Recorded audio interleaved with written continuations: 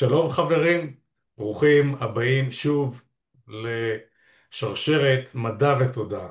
היום יש לי את העונג, את הכבוד להזמין את החבר הטוב שלי, ג'רמי לנגפורד. ג'רמי ידוע בכל העולם כאמן זכוכית מרשים שעשה עבודות נפלאות כמו אברהם, יצחק ויעקב בירושלים, ויטראז'ים בכל העולם, ועושה גם תערוכות של דברים שאתמול הוא הראה לי דברים חדשים שאפילו אני לא הכרתי אצלו.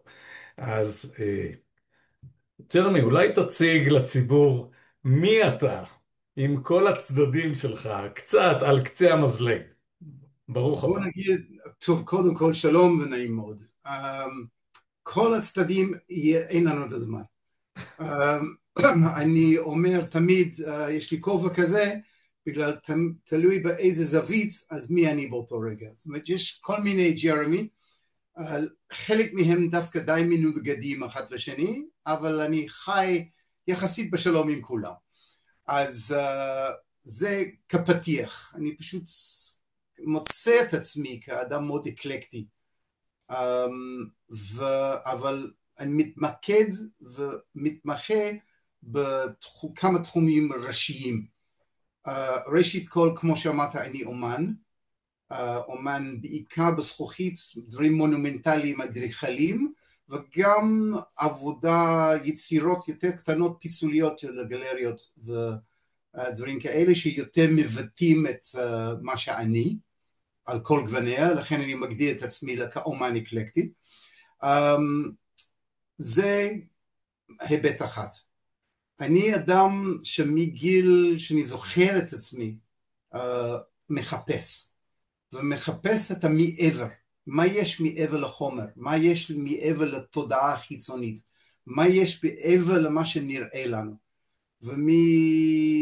ומהטינאג' years שלי פשוט מחפש את זה, והתחלתי להתעסק עם זה באופן רציני בסוף שנות ה-20 שלי. והמפנה הגדול, או אחת מהמפנים הגדולים, שהתחתנתי עם אשתי הראשונה זיכרונה לברכה, שהייתה מדענית קוונטית, כימאית קוונטית, סליחה, וחוקרת מוח.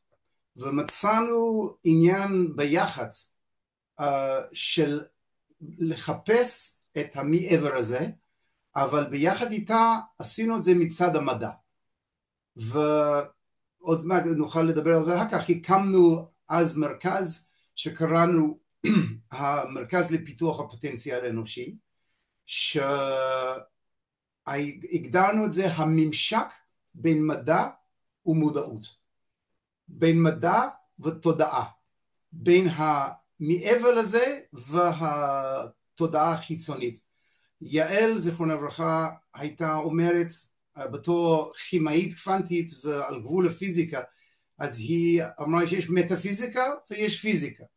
פיזיקה זה מה שאנחנו מגלים עם הכלים המדעיים, הוא אומר אבל יש מטאפיזיקה, והיא קראה לזה פיזיקה מטה. במקום שכעת מטה את הפיזיקה, דהיינו הגענו לגבולותיה, יש את מה שמעבר לזה, ולאט לאט שהפיזיקה מתפתחת והמדע מתפתח, אז מגלים יותר ויותר מה שהיולי הזה, המקום הזה הלא נודע ולא מוגדר כעת. רגע, אז אני פה אתערב שנייה ואני אעצור אותך. אוקיי, אני הכרתי את ג'רמי כאשר אה, אני הכנתי את כנס חקר התודעה הראשון בישראל באוניברסיטת תל אביב, ועשיתי סקר בארץ לראות מה קורה, ומי שמשכה את עיניי במיוחד הייתה יעל, שהייתה חוקרת באוניברסיטת בן גוריון. אה, ואיך שג'רמי מגדיר את זה, זה נורא יפה. אה, יש את הפיזיקה הקוונטית ויש את המטאפיזיקה. איפה שאנחנו עדיין לא יודעים למדוד בדיוק, אבל יש לנו את החוש שלנו ואת התדר הזה שיורד לנו מהעולמות ומסביר לנו בלילה מה אנחנו צריכים לעשות. אז איפה אותך זה פוגש, המדע? מה ההכשרה המדעית שלך שהביא אותך לדבר עם יעל בשפה שלה? בוא נגיד, אני לא יודע איך להגיד את זה בעברית, אבל באנגלית, I would תגיד describe באנגלית. myself as a very well educated layman, אוקיי? וזה, נסעתי עם יעל למעבדות בעולם, שהתחלנו לחקור את זה ב-1995. אז נסענו בארצות הברית, באנגליה, וכל מיני מקומות למעבדות של חקר המוח, Neuroscience, שעוד היו תחומים של הממשק הזה בין התודעה והמדע ממש בראשית דרכה. אז פשוט הלכנו לתוך כל מיני מעבדות, נפגשנו עם מדענים, הלכנו לסדנאות איתם, למדנו איתם, והיא השתלמה בצורה מאוד רצינית, ואני תמיד אומרת, לך יש את התעודות, אבל לי יש גם את הידע עכשיו.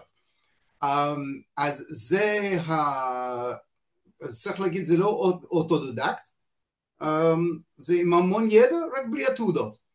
אז אוקיי, ברור, זה ברור. עכשיו, תראה איך הממשקים, אני לא סיפרתי לך את זה אף פעם. ג'רמי רגיל לראות אותי שאני בא עם איזה הודי בן 85 אליו, ועם זה היה מרתק. חקר המוח, עם EEG וכל מיני דברים שאני בא לגלים למקום המיוחד שהוא בנה עם הבנות שלו. בשנת 89 אני פגשתי בקליפורניה את הק שייסד אחרי זה את HeartMath Institute, ששאל אותי מה הדבר הכי מעניין לחקור בגוף האדם.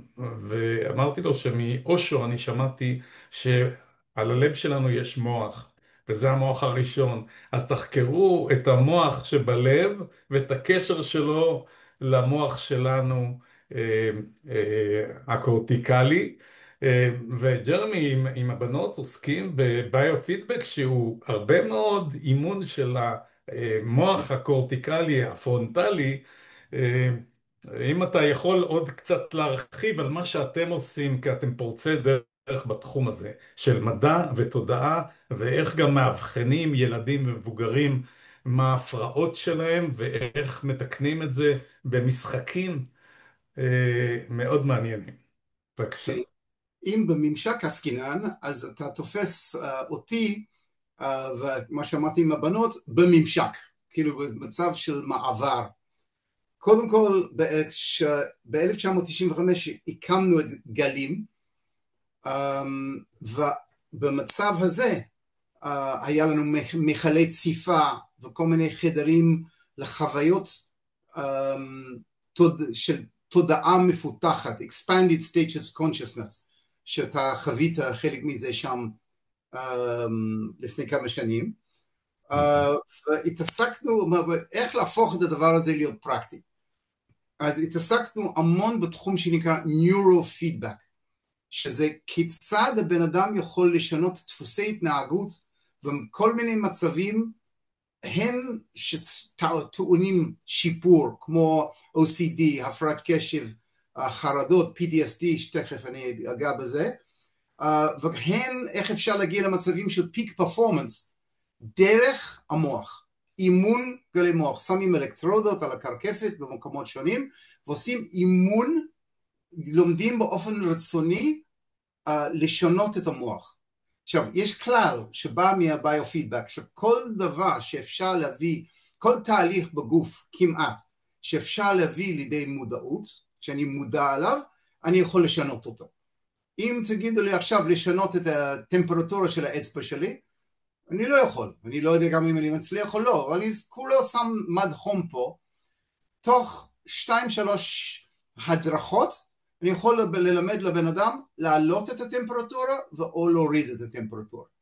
אותו דבר עם הלב, אותו דבר עם הנשימה, דברים אפילו במערכת עיכול, כל מיני דברים אפשר לשלוט עליהם ולשנות אותם אם אני מודע ויש לי מד חיצוני שאני רואה. עכשיו, השיא של זה, זה במערכת הנוירולוגית במוח. אז יש מה שנקרא EEG, שאנחנו מודדים וקולטים את גלי המוח, האותות החשמליים שבאים ממקומות שונים במוח, והקונפיגרציה שביניהם, ולומדים לשנות את זה, זה נשמע מדע בדיוני, אבל לשנות את זה באופן רצוני, ואז זה השורטקאט, כאילו ממש קיצור דרך, להגיע לדברים מדהימים. עכשיו, אז הדבר השני זה נקרא HEG, שזה מודד את הזרימת דם בפרונטל קורטקס של המוח, ששם זה מה שנקרא באנגלית the executive function של האדם, ואחת מהמדענים שלמדנו איתו הגדיר את זה מאוד יפה, הוא אומר, הפרונטל קורטקס זה מה שמבדיל את האדם מהקוף. פה זה השיקול דעת, התכנון, האיפוק, ה-EQ, כל הדברים שצריך להיות אדם מפותח, אני לא רוצה להגיד נורמטיבי, בגלל אני לא יודע מה זה, אבל שיכול לתפקד בצורה מאוד מאוד טובה. אנחנו מוצאים שאנחנו עושים מדידה של ה-HEG, אצל פסיכופטים, אצל קרימינלים, אצל אנשים נרסיסיסטים, וכל מיני אנשים שלא פונקציונליים כל כך מבחינה חברתית, המקום הזה קר. לא, אין הרבה זרימת דם. אז אפשר לשנות גם אופי לגבולות מסוימות על ידי הדבר הזה. אז זה מה אם אנחנו, ג'רמי, סליחה, אני רוצה לקחת אותך להפסקה רגע למשהו אחר.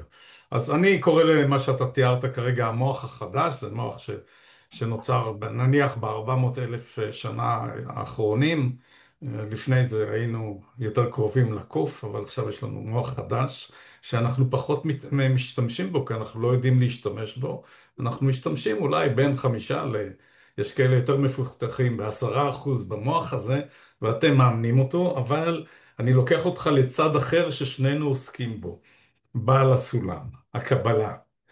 איך, ואני מחבר את זה גם ליצירתיות המופשטת שלך. שאתה יוצר, יש לך יצירתיות מופשטת, אתה קורא לזה, מעניין אותי איך אתה מחבר בין עולם הקבלה, ששנינו שם ועולים ויורדים בסולם, לנושא של יצירתיות, כי אנחנו בסוף נוכל, אולי נדריך אנשים ששומעים אותנו, איך הם יכולים להיות יצירתיים למרות שהם לא מנגנים ולא מציירים כרגע. השאלה ארוכה, אבל אני בטוח שהתשובה היא קצרה. יחסית למה שאני צריך להגיד, את שאלה מאוד קצרה, ביחס לתשובה מאוד ארוכה שאני צריך להגיד. אוקיי, ממש נגעת במשהו חשוב מאוד. עכשיו, קודם כל אני אתחיל בזה, אני מתעסק עם חוכמת הקבלה בדרך של בעל הסולם, הרב אשלג, יותר מ-40 שנה. הייתי אצל רב מסוים שביחד עם העבודה שלי ואת המחקר, למדתי אצלו 8 שעות ביום במשך כמעט 9 שנים. בוא נגיד שזה היה בוטקאמפ רוחני רציני. אני נוטה פחות לדבר על זה. זאת אומרת, בוא נגיד שהפרסונה החיצוני שלי לעולם זה אומן, אחרי זה הדברים של המדע והמודעות, ואת זה אני אומר, החוכמה לא בכדי שזה נקבה, אז כל כבודה בת מלך פנימה. זאת אומרת, זה דבר מבחינתי מאוד אינטימי פנימי, ואני לא מרבה לדבר על זה. שאלת, אז אני קצת אדבר. אני דרך אגב הקמתי עמותה שנקרא אור הסולם, שאנחנו מוציאים לאור ספרי בעל הסולם, יש לי עשרות אלפי דפים של כתבי יד שלא יצאו לאור אי פעם. כבר הוצאנו 5 ספרים ועוד מוציאים עוד, ויש באינטרנט אתר עם מנוע חיפוש על הזוהר והכל, אז זה אגב, אבל לא תמצאו הרבה ממני שם, יש רק את בעל הסולם בפרונט. עכשיו, לקשר לשאלה שלך, למה אני אומר שיש מצב של יצירתיות מופשטת, מה זה? ואני גם אגיד שיש תודעה מופשטת. יש מצבים שאנחנו בתוך החושים ובתוך המציאות של, נקרא לזה העולם הזה, space time continuum, אז אנחנו משתמשים בשכל, משתמשים במוח, מאבדים דברים, צריכים למנות אותם, צריכים לתעד אותם, צריך לעבד אותם. עכשיו, אז התודעה המופשטת, שעוד לא אמרתי מה זה מבחינתי, מתבטאת דרכי בתוך גופי, בתוך תודעה חיצונית שלי, בתוך השכל שלי. עכשיו, יש מעבר לזה, יש עצם תודעה, consciousness. The universe is conscious. זאת אומרת, הכל מתחיל מתודעה ראשונית, שצריכים לדבר על זה המון, זה לא עכשיו, שהולכת ומתפתחת עד שאנחנו באיזשהו שלב מופיע space time, איך אומרים בעברית? זמן ומרחב. עכשיו, וחוקי הפיזיקה.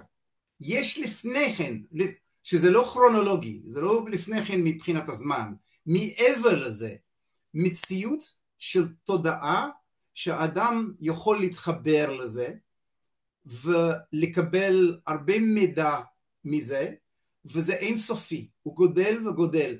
מה שאנחנו ביהדות קוראים צדיק, זה לא מה שאנשים מתארים לעצמם היום, אלא צדיק זה אדם שיש לו צדיק, חכם, מקובל, לא בשכל החיצון בלבד, אלא שיש לו את היכולת, כמו האדיר, להתחבר לתודעה המופשטת הזאת, למציאות המופשטת הזאת, להתחבר לזה, ללמוד מזה שהוא בטל לגמרי למציאות הזאת, שם הוא לא מאבד כלום, הוא חוזר עם מידע וצריך להפוך את זה למידע.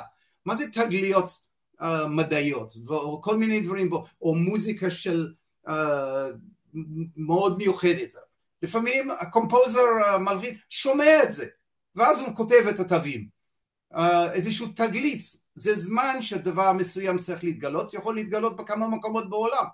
יש את התודעה האוניברסלית שישנה וזה מתבטא. עכשיו, איך יצירתיות? כשבו אני אנסה, אתה יכול לראות שנגעת על משהו, אני ציפור נפשי פה, אז אני אמקד את זה.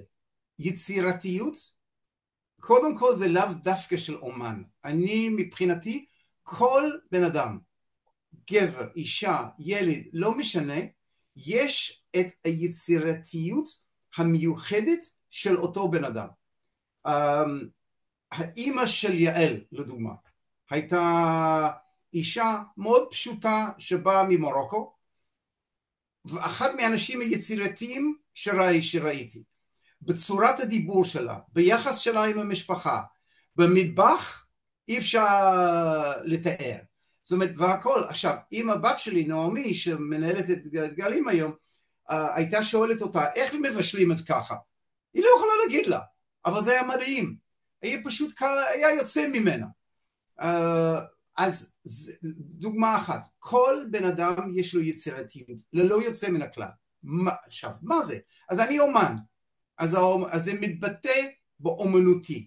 אבל אני מרשה לעצמי לעצור אותך פה, רגע, אפשר רק להשלים עוד משפט אחד. בבקשה. עכשיו, אז אני מתחבר לתודעה המופשטת, ליצירתיות המופשטת הזאת, ומבטא את זה באומנות שלי, בכתיבה שלי, או מה שיהיה. רק לפעמים, אם אני צריך לפתח יצירתיות או להתחבר לזה בצורה רצינית, אני אשים אלקטרודות על הקרקפת, ואני אקייל לעצמי איזשהו תדרים של גלי מוח, של אלפא ותטא, עמוק מאוד, שיעורר את היצירתיות.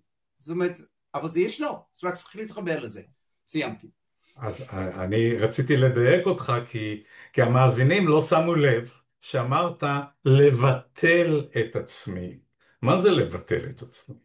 שנינו מדברים פה על אותו דבר, אנחנו מבטלים את החשיבה הלוגית שלנו, אנחנו מוותרים עליה לרגע, אנחנו מבטלים את עצמנו, אנחנו גרגר חול קטן בעולם, ביקום הגדול והמחובר, ושאנחנו עושים את הדבר הזה, אנחנו כמו צינור נקי שעובר דרכו ידע מהשדה הקוונטי הגלובלי, ופתאום הוא משדר לנו משהו שאנחנו הולכים ועושים. זה זורם דרכנו, אם זה במטבח באפייה, ואם זה בזכוכית ביצירה, ואם זה על הפסנתר בנגינה, וכל אחד עושה את זה אחרת. עכשיו, ג'רני, שאני רואה אותו מדי פעם עם האלקטרודות ואני אותו דבר, אז זה בסך הכל ביופידבק, זה כלי שאנחנו כלום, אבל אנחנו יכולים להקליט את עצמנו, ואחרי זה לשפר את עצמנו ולהפוך את זה למדע שאנחנו מכווננים אותו. זה לא בא במקרה כמו סרנדיפיטי שהופך למדע. אנחנו מתכווננים לפגוש אני את ג'רני או את אחת הבנות, והיא מופיעה לי ומדברת איתי או בלילה שבחלום או בזה, וזה מושך אותי בדיוק, כל התהליך הזה, תיקח את זה בדרך שלך. איך אנחנו יכולים לעזור לציבור להפוך להיות יצירתי מהלב, מהזיק האלוקי שלנו, בתשוקה, בעשייה, בנדיבות, לעבוד אחד עם השני, עם עצמנו קודם כל, כן? לקבל את עצמנו בלי שיפוטיות, אבל בנדיבות לסביבה, ולהקרין אור לסביבה, כמו שאתה עושה. אז אני מסכים לגמרי עם הנקודה האלוקית הזאת, זאת אומרת של הכל מתחיל אני תמיד אומר, וזה לא, זה בא לסולם, בפירוש הסולם בזוהר, שמדבר על, כאילו בראשית זה לא התחלה, כאילו בראשית זה אמצע איזשהו תהליך מתמשך, וזה שוב להתחבר, יש את הפסוק שאומר מחדש בכל יום מעשה בראשית, זאת אומרת זה משהו שכל הזמן זה צריך להתחבר לבראשית, זאת אומרת לזרע הפנימי הזה.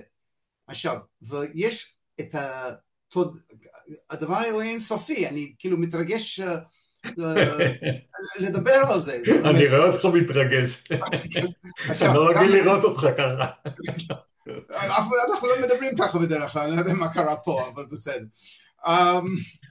אז הביטול הזה גם כן, ככל, יש חז"ל אמרו, כל הגדול מחברו יצרו גדול ממנו.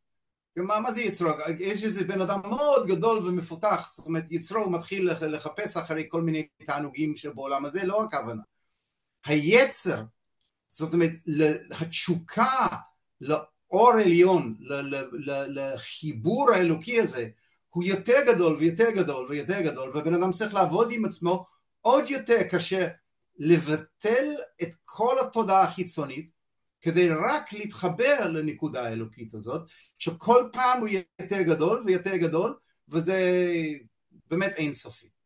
אז מדהים. כן, אז באמת אז אני דיברנו מחזיר פה אותך על... לצופים, אני מחזיר אותך לצופים שלנו. אם אתה יכול, יש לנו עוד כ5 דקות, לקחת את הצופים שלנו ולתת להם יד, ולתת להם כלים לתרגל בבית, איך הם יכולים לחיות ביצירתיות מופשטת לפעמים, יצירתיות לא מופשטת, איך הם יכולים להנחות את הילדים שלהם, מה אסור להם להגיד לילדים שלהם כדי לא לחסום אותם, כדי שהילדים יהיו ביצירתיות, בלי הפרעה של ההורים. בבקשה. אמ,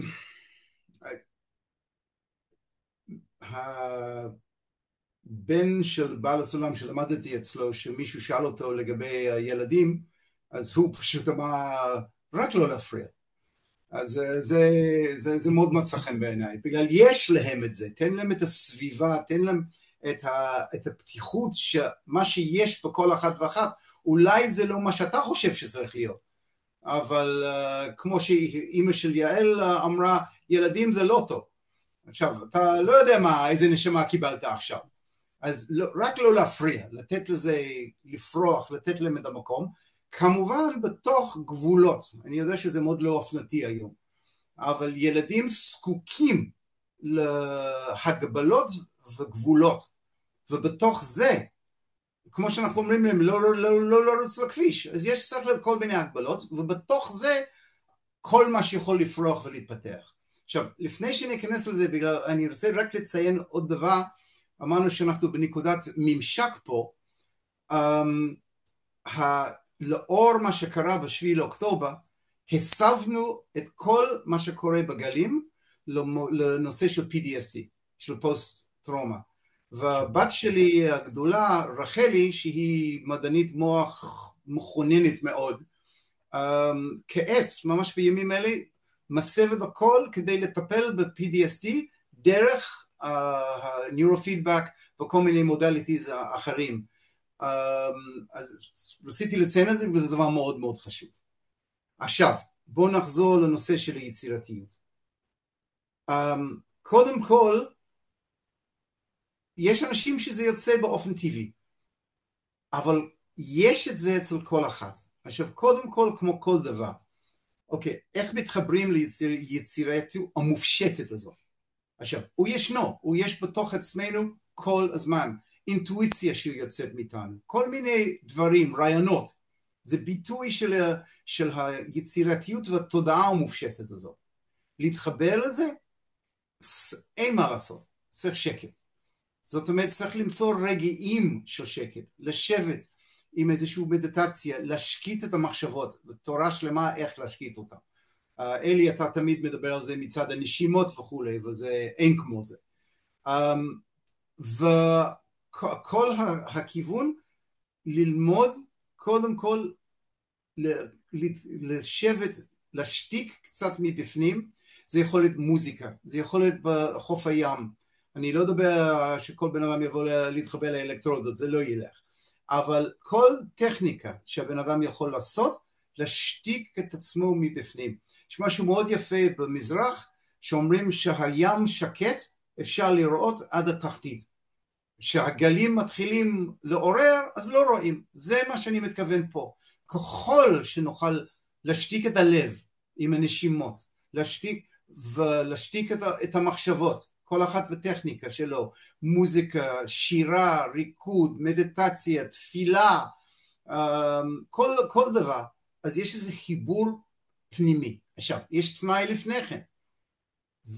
דיברנו על המופשט והעולם הזה, כאילו הביטוי פה. צריך לאבד את זה אחר כך. אז צריך כוונה לפני כן למה אני רוצה. אני רוצה לפתח רעיון מסוים, אני רוצה לפתור בעיה מסוימת, אני רוצה ליצור איזושהי יצירה, או כל דבר, אני מתכוונן למה זה. זה אני רוצה, אני רואה את זה כאילו שזה ישנו, ואז עוזב את הכל ומתחבר לנקודה הפנימית הזאת. אז זאת זה אומרת, מאוד יפה שאתה אומר, ברגע שיש מודעות, ואנחנו צריכים להיות במודעות, בהתבוננות, וברגע שאנחנו מעלים משהו פנימי שחשוב לנו ומתרכזים בו בכוונה, אז האלוהות נכנסת ומביאה את המשאלה לידי ביטוי, לצורך העניין, ככה אני חושב לפחות, לא, נכון? הגדרת את זה מאוד מאוד יפה. בהחלט,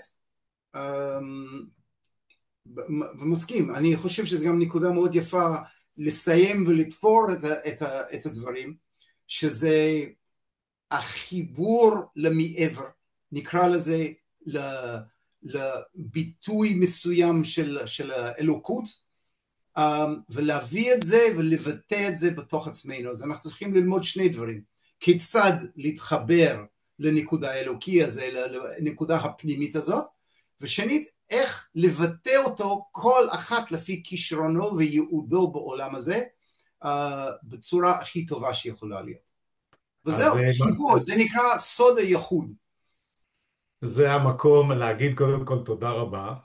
עברה חצי שעה בי עף, מה זה ככה? וככה עפה, ואני שוב חוזר, תראו, כל אחד מסתכל על השיעור של הנשמה, שאני קורא לה הנשמה, שזה ביהדות ידוע שיש גלגול, והנשמה מבחינתי, מבחינת מדען, היא נכנסת בפעימת לב הראשונה שיש אצל העובר, ואז היא נכנסת לתוך הגוף לעשות למעשה מעין השתלמות כזאת בתוך העולם הפיזי, ואנחנו צריכים להקשוב, ואיך שג'רמי אומר, שהים רגוע, רואים את הקרקעית ורואים את כל הפסים בתחתית בחול, ויכולים לעשות את המדיטציה הכי נפלאה שיש, ואני משתדל לעשות את זה כל יום. אז ג'רמי, תבורך, והבנות הנפלאות שלך, אנחנו נעשה תוכנית גם עם רחלי, אני מבטיח, ויהיה נפלא. תודה. תודה לך ובמת כל טוב. באמת היה לי לעונג.